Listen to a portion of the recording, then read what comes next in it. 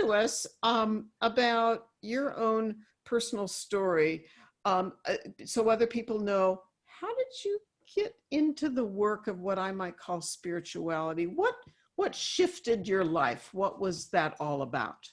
I think I really started it around 12 years old when I somehow found my way to Shakti Gawain's book, Creative Visualization. And that was such an iconic book when I was a 12-year-old, to tell someone that you can actually create your own reality. It just hit me. It was just an epiphany at that point. And I think at that point, so many things are out of your control as a child. So then fast forward through, high school, career, and so forth. And I find myself as a television media producer, working really, really hard. And as you do in the entertainment industry. And I was mountain biking with a lot of friends from the industry. And I had a very difficult accident on my bike. I was in a state championship series, and it was extremely hot. It was like 108 degrees out in these California mountains, and 5,000 feet of climbing. But regardless, I hit my head. I must have hit my head on a rock when I passed out on the bike. So I was riding, and the next thing you know, I was at the bottom of the hill. So I could only imagine what happened, but the helmet was shattered and I was no longer on the bike. And I had an incredible experience at that point. My body was suffering and my body was failing. And my mind, however, went into a totally different dimension.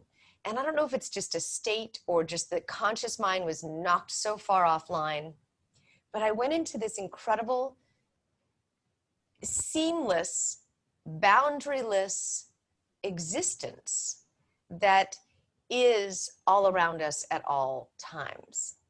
And it's just a matter of tapping into it that we all are able to do. I highly don't suggest you hitting your head for this, but if you just simply tap into the fact that we're in this incredible, interconnected, seamless, boundaryless universe, once you start to really feel into that, manifestation becomes a state of being rather than something you go get or set a list to achieve, or even a goal. Even a thought is separate than us. When you really actually are in that state of being, all that is comes together as one.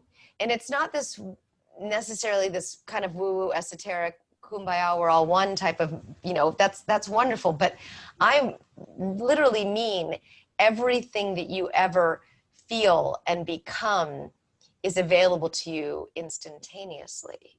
It's a way of being. And I found that, and was such a juxtaposition from my crazy busy 24/7 life, that when I saw that, I couldn't unsee it. I had access now to something that existed that was all around me, and it changed my entire life. And it also changed the trajectory of my life.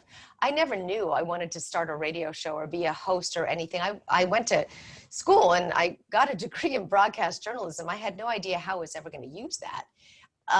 And synchronistically, everything fell into place after that near-death experience. That I met a person who told me a radio station was going out of business, and I sat in for the drive time hosts who had left to go find other work, and I was interviewing the people that had helped me heal my brain.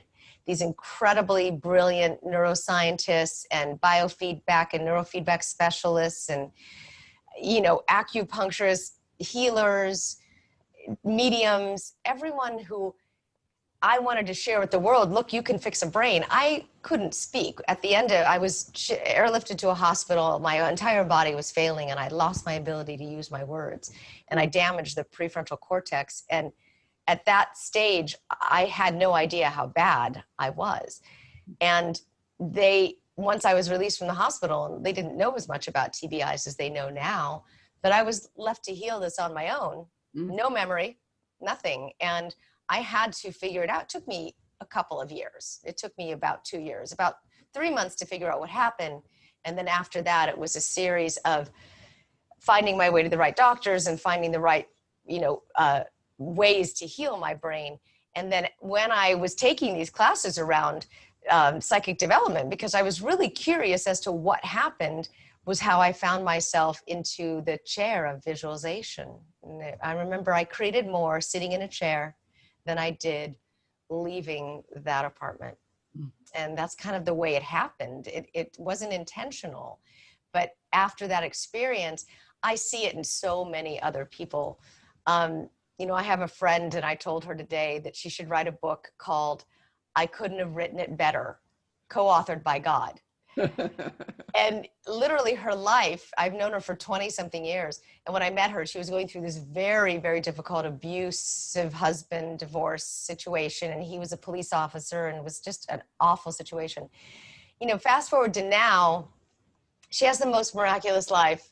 And I told her, you know, you couldn't have written it any better. And you look back and you see all of the plans that were maybe laid out, that you went down the path to follow. It's just incredible how our lives unfold. And she said it in a beautiful way. She said, we look at our lives as this tapestry. And on the top of the tapestry is this, you know, you can see where all the threads are connected, but underneath you see all this, the mess and the hanging strings.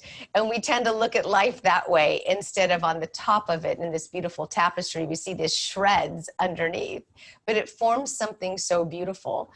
And that's kind of how that happened, how my spiritual journey began 20 years ago, 4,000 interviews later, multiple networks. This is my Dharma.